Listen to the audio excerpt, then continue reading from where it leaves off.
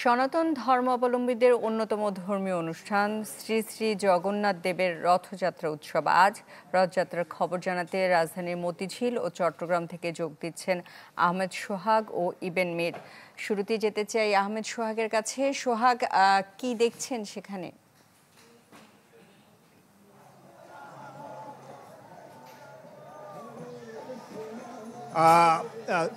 আপনি দেখতে পাচ্ছেন যে আমরা এখন মতিঝিলে আছি, অর্থাৎ স্বামীবাগ থেকে ঢাকেশ্বরী মন্দিরের উদ্দেশ্যে হিন্দু ধর্মাবলম্বীদের একটি অন্যতম বৃহত্তর উৎসব এই জগন্নাথ দেবের যে রথ, সেই রথ যাত্রা করেছে।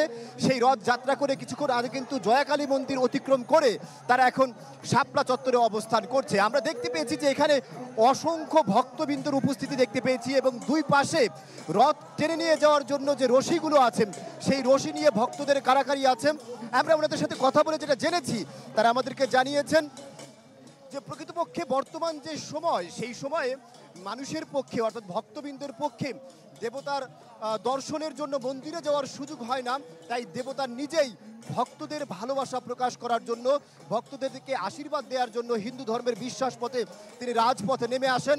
অর্থাৎ এখানে দেবতা জগন্নাথ যে আছেন অর্থাৎ কৃষ্ণ, সেই কৃষ্ণ এবং তার ভাই বলরাম এবং তার বোন শুভ্রতা দেবী, এই তিনজন যে তার ফুপুর বাড়ি পিসির বাড়ি গিয়েছিলেন, সেই পিসির বাড়ি যাওয়ার যে যাত্রা, সেই যাত্রাকে কেন্দ্র করে কিন্তু হিন্দু ধর্মাবলম্বীরা বিশেষ করে উড়িষ্যার পুরীতে সবচেয়ে সর্ববৃহৎ যে রথযাত্রা করা হয়, সেই রথযাত্রার প্রচলনে বাংলাদেশেও কিন্তু রথযাত্রা করা হয় এবং ঢাকায় আজকে যে সর্ববৃহৎ রথযাত্রার আয়োজন করা হয়েছে সেটা কিন্তু স্বামীবাগের ইস্কন মন্দির থেকে শুরু করে আজকে তাদের যাত্রা হবে ঢাকেশ্বরী মন্দির পর্যন্ত। এবং এই পুরো পথে আমরা দেখেছি ভক্তদের ব্যাপক উৎসাহ নিয়ে রাজপথে অবস্থান যেমন করছেন, পাশাপাশি রথ টেনে নিয়ে যাওয়ার জন্য কিন্তু তারা অনেকটা উৎসাহের সাথে কারাকারি করছেন এবং তারা জানিয়েছেন এখানে আসলে তারা প্রকৃতপক্ষে পুণ্য লাভের জন্য এসেছেন এবং তারা ধারণা করছেন যে এই পথে হেঁটে বা এই পথের যে ধুলোবালি আছে সেই ধুলোবালি যদি তারা পরিষ্কার করতে পারে, এতে তাদের পুণ্য মোচন হবে এবং তাদের। সোহাগ, আপনাকে ধন্যবাদ। এবারে চট্টগ্রামের খবর জানতে চাই, ইবেন মীর জানাবেন সেখানে রথযাত্রা কেমন। বাংলাদেশের শক্তিশালী থার্মিক স্টিল বার ফেমাস স্টিল লিমিটেড কোন দেখছেন? সুস্মিতা, রথযাত্রা শুরু হয়েছে আধা ঘন্টারও বেশি সময় ধরে। কয়েক কিলোমিটার সড়ক জুড়ে কিন্তু এখন সনাতন ধর্মাবলম্বীরা তারা উচ্ছ্বাস উদ্দীপনার মধ্য দিয়ে এই রথযাত্রায় অংশ নিচ্ছেন, যেখানে আমরা দেখছি ভক্তদেরকে যারা আসলে জগন্নাথের সাক্ষাৎ পাওয়ার জন্য রাস্তায় নেমে এসেছেন। আজকে তারা কয়েক কিলোমিটার পথ জুড়ে তারা হাঁটছেন এবং তা যেটি বলছেন আসলে সনাতন ধর্মাবলম্বীদের যে ধর্মীয় রীতি অনুযায়ী জগন্নাথ যিনি মন্দির থেকে বের হয়েছেন ভক্তদের সাথে দেখা দেওয়ার জন্য 9 দিনের এই সফরে 9 দিন পর তিনি সেখান থেকে প্রত্যাবর্তন করবেন।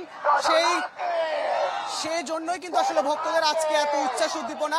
তারা দেশ জাতি এবং তাদের সমাজ সব শ্রেণী পেশার মানুষের জন্য তাদের প্রার্থনা যেন সবাই সুখে শান্তিতে জগতে বসবাস করতে পারে, সেই বিষয়টি তারা বলছেন। আমরা একটু দু একজনের সাথে একটু কথা বলবো, যারা ভক্তদের দু একজনের সাথে একটু কথা বলবো। কেমন লাগছে আজকে যে উৎসবে অংশ নিয়েছে? অনেক অনেক ভালো লাগতেছে। আমাদের ধর্মীয় অনুষ্ঠান, কোনো সমস্যা নাই, কোনো কিছু নাই, নিরাপদভাবে আমরা সবকিছু করতে পারতেছি, এটাই আমাদের অনেক কাছে অনেক কিছু। আপনি যদি একটু বলেন কি প্রার্থনা করলেন? ভগবানের কাছে আমরা প্রার্থনা করি। এই আজকে কিন্তু দুঃখের বিষয় বলতে একটা, আমরা যে আনন্দ করতেছি আসলে মন থেকে, এটা কিন্তু আমাদের আনন্দ আসতেছে না, কান্না আসতেছে।